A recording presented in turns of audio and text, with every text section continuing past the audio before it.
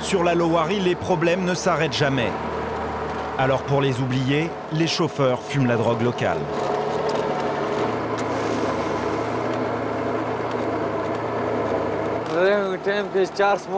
Quand je fume du hashish, je ne pense plus à la route.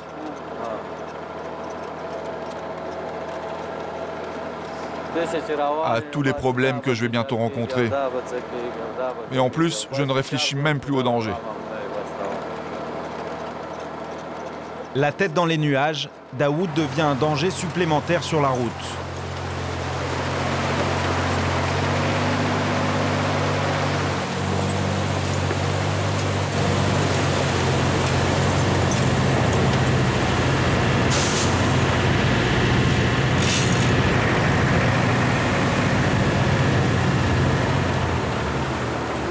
À chaque passage dangereux, les pneus sont déformés, entaillés par les rochers. Alors Khalid les vérifie un par un pour éviter tout éclatement. Ils attaquent maintenant la partie la plus difficile de l'ascension. Une zone où la fonte des neiges provoque avalanches et glissements de terrain. En moins d'une heure, ils vont passer de 2000 à 3000 mètres d'altitude.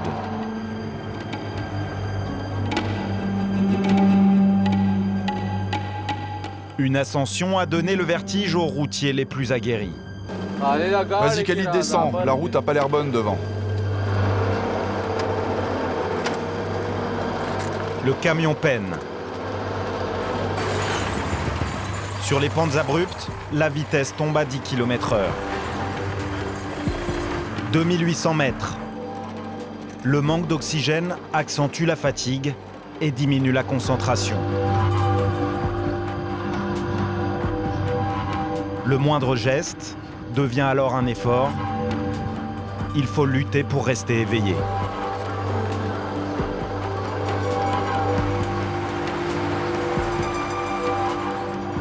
Encore 300 mètres avant le col et son auberge.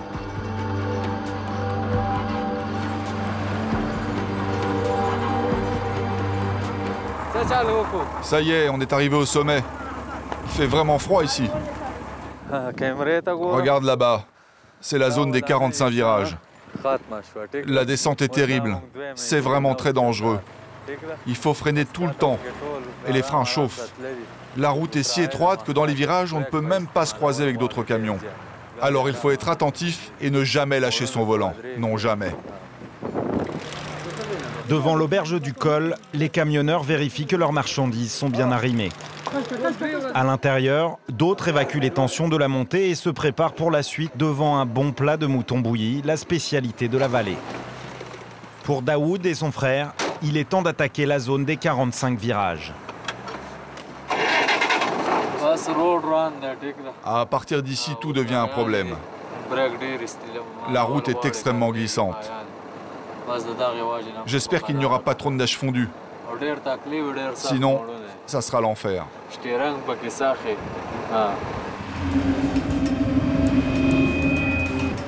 Franchir ces virages relève de l'épreuve de force.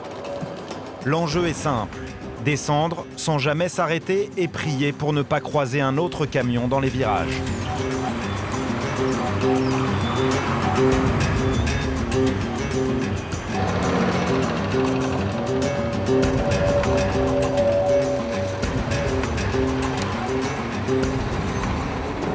La neige fondue a rendu la route boueuse. Le moindre coup de frein un peu trop brusque et le camion devient incontrôlable. C'est le tout droit assuré dans le ravin.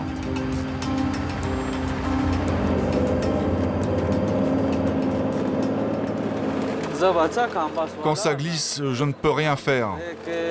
Je suis obligé d'attendre que ça se passe. Je ne peux pas freiner.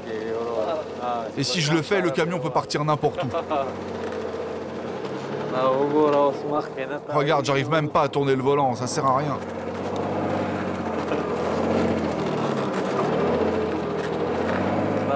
Eh oui, c'est comme ça la vie ici. Sa vie, Daoud la doit à la maîtrise parfaite de son camion. Mais ce qu'il ne maîtrise pas, c'est la colère de la nature, comme les avalanches qui arrachent tout sur leur passage. Regarde ça. Les avalanches ont arraché le poteau électrique. Et maintenant, on a très peur des fils qui pendent.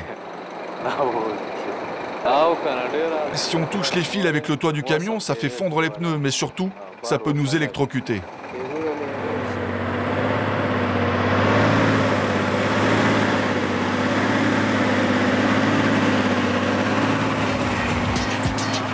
Un dernier virage et les deux frères arrivent enfin dans la vallée de Chitral. Daoud est fier de son petit frère qui l'a aidé à franchir la montagne sans casse ni accident. Il décide de le récompenser. Allez, vas-y, va prendre ma place.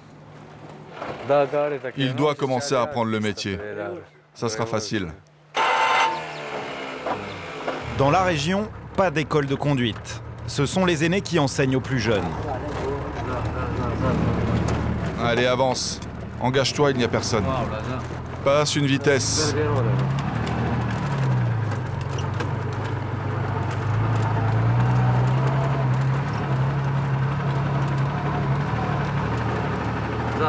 Allez, roule, roule, prends de la vitesse.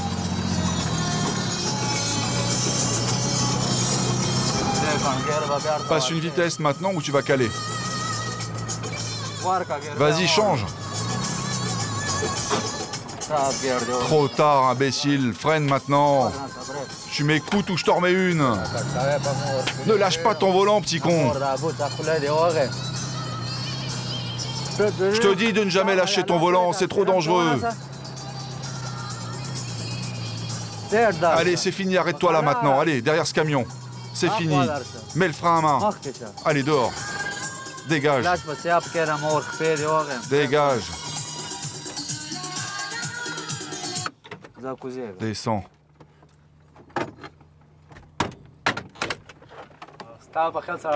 Il conduit bien? Ouais, pas mal quand même. Il deviendra conducteur alors? S'il reste avec moi encore 2 ou 3 ans, il pourra faire ce métier. Pourquoi tu le frappes? Il lâche le volant. C'est bien trop dangereux de faire ça. On risque notre vie. Il doit s'en souvenir pour toujours.